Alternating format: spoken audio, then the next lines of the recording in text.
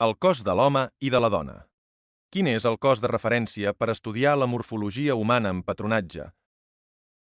El de morfologia femenina o el de morfologia masculina? En patronatge, igual que en altres estudis tècnics del cos humà com l'escultura o el modelatge 3D, és fonamental començar amb una base estructural clara i estable. Per establir aquesta base, prendrem com a referència el cos de morfologia masculina. Aquesta elecció no respon a preferències estètiques ni ideològiques, sinó a consideracions pràctiques i estructurals. Hi ha 3 raons principals. 1. Distribució del teixit gras. El cos femení tendeix a acumular un percentatge més alt de greix subcutani, especialment als malucs, cuixes, glutis i abdomen inferior. Aquesta acumulació modifica considerablement els contorns del cos. Dificulta la lectura directa de l'estructura òssia i muscular. 2. Volum mamari desenvolupat. Les glàndules mamàries introdueixen un volum prominent al tòrax, fins i tot en cossos prims, cosa que altera el perfil del bust i complica la presa directa de longituds, inclinacions i caigudes en el patró. 3. Presència d'òrgans genitals externs en el cos masculí. Tot i que el cos masculí presenta un volum genital visible, la seva posició i conformació no interfereixen en la presa de les mesures essencials per al patronatge. És possible fer totes les mesures fonamentals sense que aquest volum interfereixi estructuralment. En canvi, en el cos femení, la projecció del bust i l'acumulació de greix perifèric sí que afecten la presa de mesures i la interpretació de les proporcions. Per aquestes raons, analitzem el cos base de morfologia masculina per a l'estudi tècnic del patronatge. Ofereix una forma més estructurada, amb línies més netes i proporcions més estables. Aquesta referència inicial permet una major claredat tècnica en el desenvolupament posterior de variants.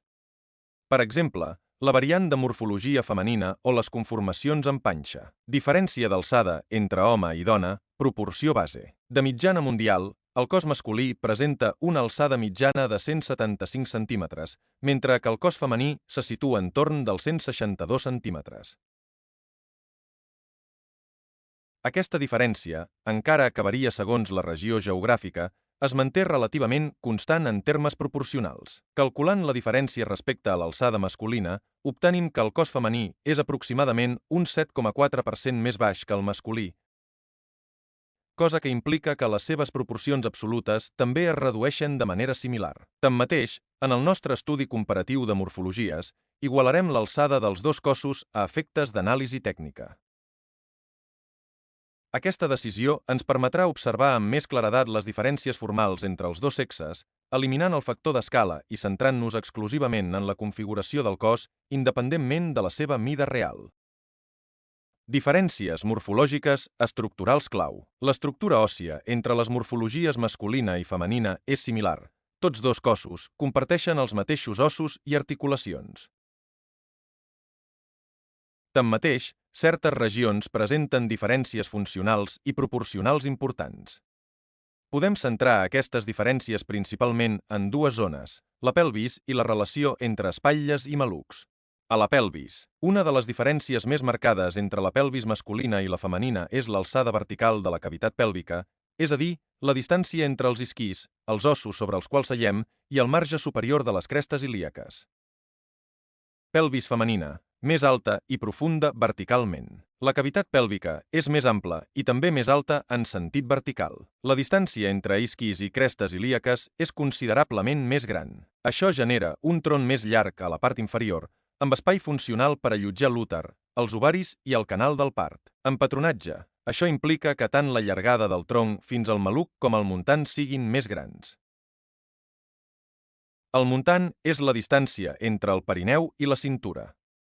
En els patrons femenins, el muntant serà més profund. Pelvis masculina, més baixa i compacta. La distància entre isquis i crestes ilíaques és més curta. La cavitat pèlvica és més estreta, menys profunda i situada en una posició més alta. El tron masculí és més compacte a la part inferior, cosa que afavoreix la verticalitat estructural i permet patrons més rectes i curts a l'entrecuix. En els diàmetres biacromial i bitrocantèric. Si unim els dos acromions, punts més externs de les espatlles, amb els dos trocanters majors, punts més externs dels malucs, i tracem els diàmetres biacromial, amplada d'espatlles, i bitrocantèric, amplada de malucs, s'observa una diferència fonamental en la proporció general del tron.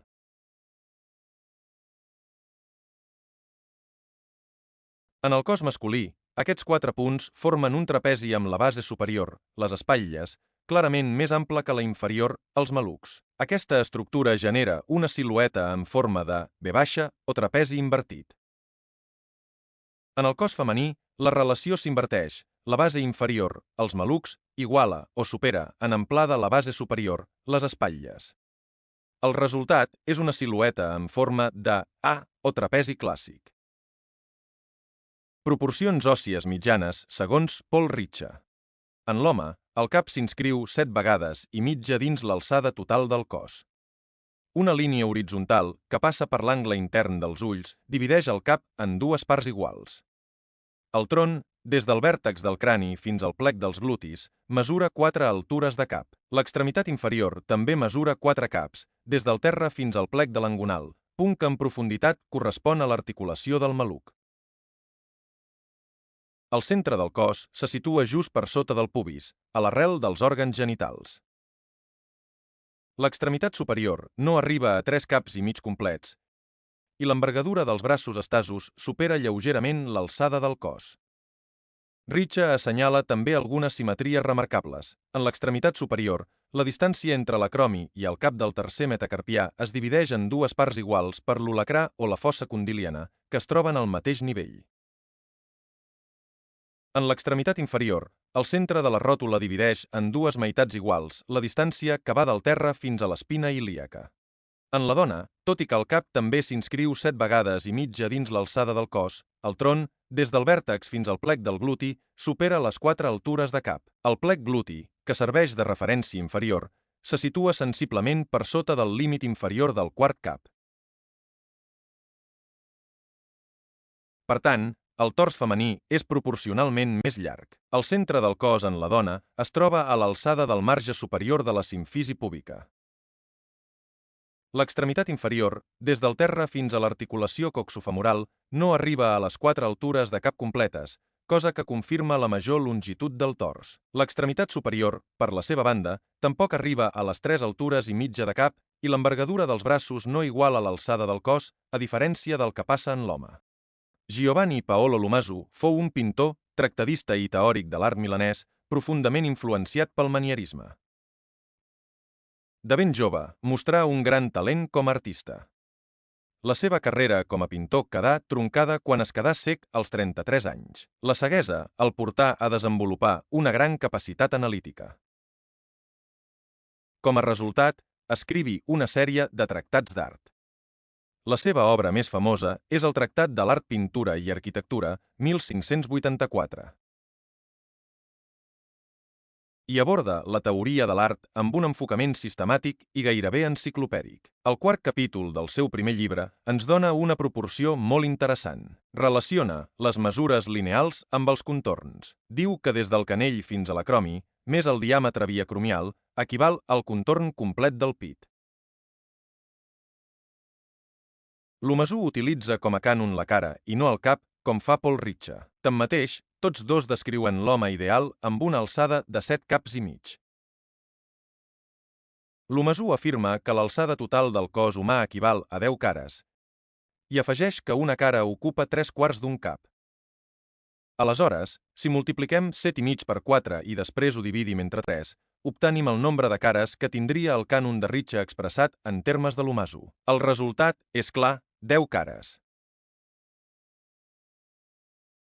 És a dir, encara que parteixen d'unitats diferents, un fa servir el cap, l'altre la cara, tots dos proposen en realitat la mateixa proporció general. Si prenem com a base una alçada masculina de 175 centímetres, segons Lumasu, la cara mesuraria 17,5 centímetres d'altura. Com que ell estableix que el contorn complet del pit equival a 5 cares, això ens dona un total de 87,5 centímetres. La diferència entre el contorn obtingut per les proporcions de l'Umazu, uns 87,5 cm, i el contorn real d'una talla base moderna, 96 cm, representa un error d'aproximadament el 9%. Aquesta desviació, tanmateix, no invalida el seu sistema. Ell no treballava amb eixos matemàtics ni amb seccions geomètriques precises, com l'el·lipse. El que mesurava, en canvi, eren porcions visuals ja corbades, preses directament del model humà. A la secció toràcica, el contorn no forma una el·lipse perfecta i molt menys una circumferència. És una figura irregular, amb curvatura variable, que l'ull de l'artista interpreta a partir d'unitats repetibles, en aquest cas, 5 vegades el rostre.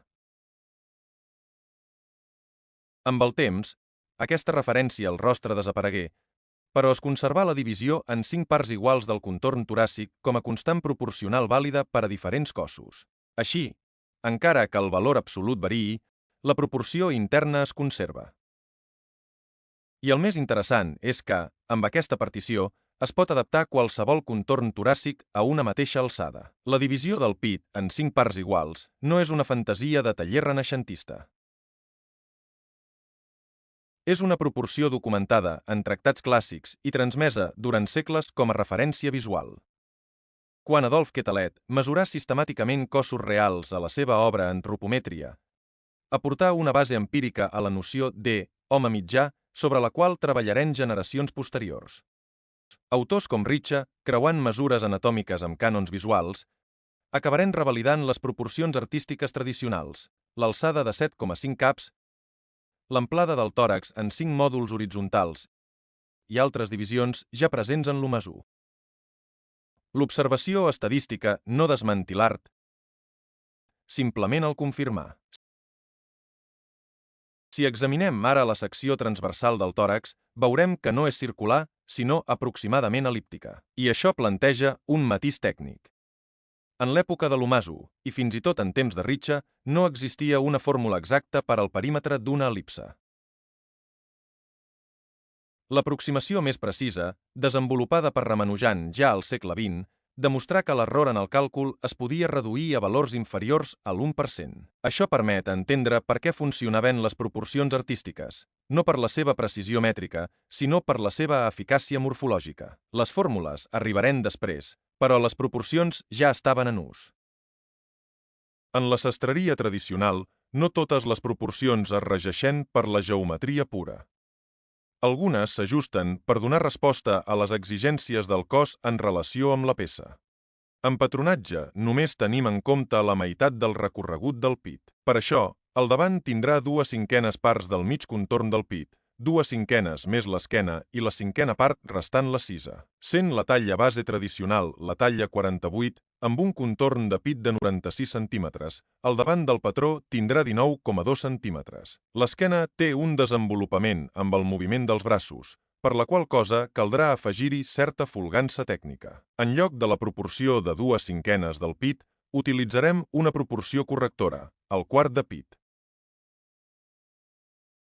Un quart del pit més 8 centímetres ens dona 8 mil·límetres més que el davant.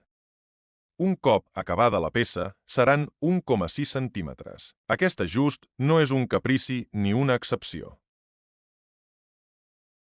És una manera d'assegurar que el mig contorn del pit, la suma d'esquena, 6a i davant, tingui una estructura equilibrada i coherent en totes les talles. La proporció correctora no és una fórmula tancada, sinó una construcció lògica i harmònica pensada per respectar la morfologia del cos sense perdre el control estructural del patró. La darrera 5a part, la que queda sota el braç, la 6a, també s'incrementarà mitjançant una proporció correctora.